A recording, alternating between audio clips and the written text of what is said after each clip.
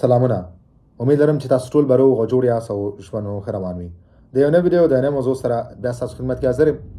ملګرو، نن غواړم چې ډیره یو مهمه موضوع ته ستاسو توجه راوړم او هغه دا ده. دلته اکثرا وطنداران داسې کوي هر کله چې دوی کار ختم شي، دوی کونډه خلاص شي او دوی بیکاره شي، نو دوی بیا کف ته ځي او غیسا دپاره ډمان کوي تر څو دوی غیسا واخلي. نو هر کله چې دوی کف ته ورځي نو کف د دوی دوسیه رد کوي. اوس ډیر ملګري په دې نه پوهیږي چې ولې د دوی دوسیه رد کیږي.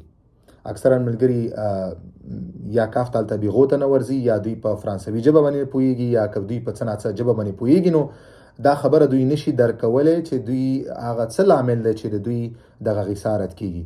ملګرو، د هغې غټ لامل دا دی، هر کله چې ستاسو مثال 6 میاشتې یا 3 میاشتې ستاسو کونډه ده او ستاسو کونډه خلاصه شوه د 3 میاشتې او تاسو نور کار نه کوئ او غواړئ چې کف ته لاړ شئ او تاسو غیسا واخلئ، تاسو باید اول یا تاسو 6 میاشتې کونډه ده یا 9 میاشتې هر څومره وخت تاسو وبخښئ 3 میاشتې نه، مثال 6 میاشتې یا 9 میاشتې د 3 میاشتې نه زیات چې 6 میاشتې یا 9 میاشتې یا 8 میاشتې هر څومره چې تاسو کار کړئ، نو هر کله چې تاسو کف ته ځئ او غیسا دپاره ډمان کوئ، باید تاسو د پولمپلوانه تاسو یو اتستاسیون راوړئ.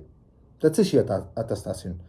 تاسو هر کله چې 6 میاشتې کار وکئ نو تاسو قانونا د شماج لپاره تاسو الیجیبل، یعنی تاسو کولی شئ چې تاسو شماج لپاره ډمان وکړئ. اوس کیدای شي بعضې ملګري چې د هغو تنخواه هغوی فیشتفۍ کمی، هغو تنخواه کمی، نو د هغو دومره شماج نه کیږي او دوی غواړي چې د شماج په ځای دوی دغه ته لاړ شي، کف ته لاړ شي، غیسا واخلي، هغه ډېره کیږي. یا بعضې ملګري دي چې د هغوی په پولمپلوا کې رد کیږي، د هغوی شماج ته هغوی الیجیبل نه، یا دوی ته پولمپلوا شماج نه ورکوي.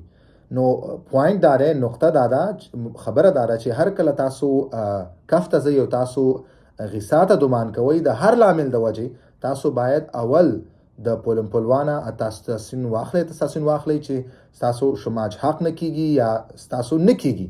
هغه هر عامل شي چې تاسو نشئ کولی چې تاسو د پولمپلوانه شماج واخلئ، نو هغه اتستاسیون به تاسو اخلئ، هغه به کف ته وړئ او کف به تاسو ته بیا ستاسو غیسا درکوي.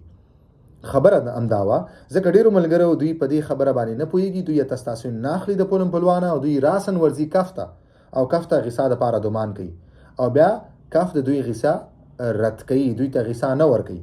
نو دوی بیا دلته نه پوهیږي چې موږ څه وکړو. نو ملګرو، دغه لامل دی، هر کله چې تاسو کف ته ځئ د کار نه بعد تاسو غیسا دپاره دوباره ډمان کوئ چې تاسو غیسا واخلئ، نو تاسو باید د پولمپلوانه تاسو اتستاسیون واخلئ چې تاسو د شماج حق نه کیږي یا تاسو ته شماج نه درکولی کیږي یا تاسو شماج رد شو موږ سره. نو هر کله چې دا ثبوت دغه اتستاسیون تاسو واخلئ، دا به بیا تاسو خپل کف ته اوسئ او کف به تاسو ته بیا غیسا بیرته شروع کړي. نو غټ لامل دا دی. نو که هر داسې ملګری، نو تاسو اول د پولمپلوانه دغه اتستاسیون واخلئ او دغه بیا خپل کف ته اوسئ.